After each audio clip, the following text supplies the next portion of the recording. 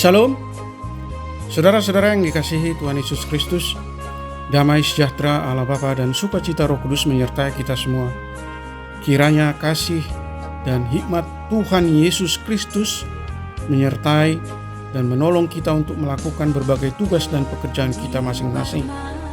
Nas renungan buat kita hari ini, Rabu tanggal 11 Januari 2023 menurut Almanak HKBP adalah diambil dari kitab Perjanjian Lama, kitab Amsal pasal 29 ayat 2. Dikatakan demikian: jika orang benar bertambah, bersukacitalah rakyat, tetapi jika orang fasik memerintah, berkeluh kesahlah rakyat. Demikian firman Tuhan. Tema renungan: sukacita orang benar. Saudaraku yang dikasihi Tuhan Yesus Kristus, jika seseorang bersalah kemudian ada orang yang langsung menegurnya, maka orang tersebut mudah tersinggung. Artinya teguran, nasihat kurang disukai orang yang berbuat salah. Padahal sebenarnya teguran itu begitu bermanfaat untuk memperbaiki kesalahan.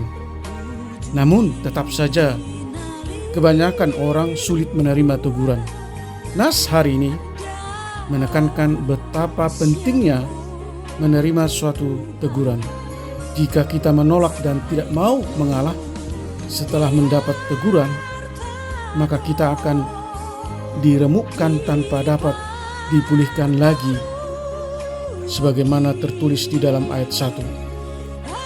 Teguran menunjukkan kasih dan kesempatan yang Allah berikan untuk memperbaiki diri. Kesempatan tersebut ada batasnya. Jika kita terus mengabaikannya, maka akhir yang mengerikan sedang menanti.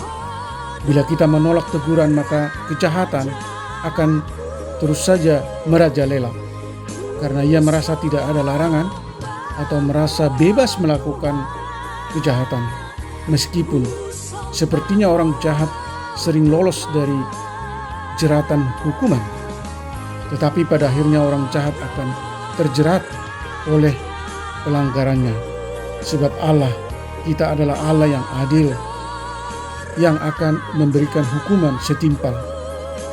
Hukum dalam Perjanjian Lama pada zaman Musa, hukum mata ganti mata, gigi ganti gigi, atau orang akan menuai apa yang ditaburnya.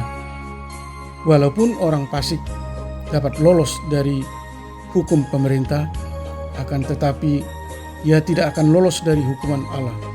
Prinsip ini juga berlaku untuk orang percaya. Contohnya, Yakub menipu ayahnya tentang berkat kesulungan, kemudian ditipu oleh ayah mertuanya dengan memberikan Lea sebagai ganti Rahel menjadi istrinya. Yakub yang menipu ayahnya memakai baju Esau, kemudian ditipu oleh anak-anaknya memakai jubah Yusuf. Saudara yang dikasihi Tuhan Yesus Kristus, jika seorang pemimpin kegemarannya berbuat curang, maka akan mengecewakan anggotanya. Pemimpin yang berlaku curang inilah yang dikategorikan sebagai orang fasik, orang yang tidak sejalan dengan pikiran Tuhan. Saudaraku yang dikasihi Tuhan Yesus Kristus, janganlah kita meniru orang fasik. Kesukaannya jauh dari sikap mengasihi, jauh dari perilaku solider. Amin. Mari kita berdoa.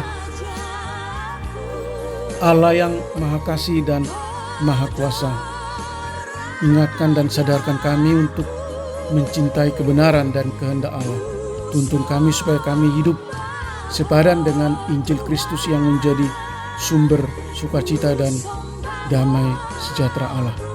Kami bersukacita bukan karena keadaan atau kondisi tertentu, tetapi Kami bersuka cita karena pilihan dan ucapan syukur atas anugerah keselamatan yang Tuhan berikan kepada setiap kami orang percaya.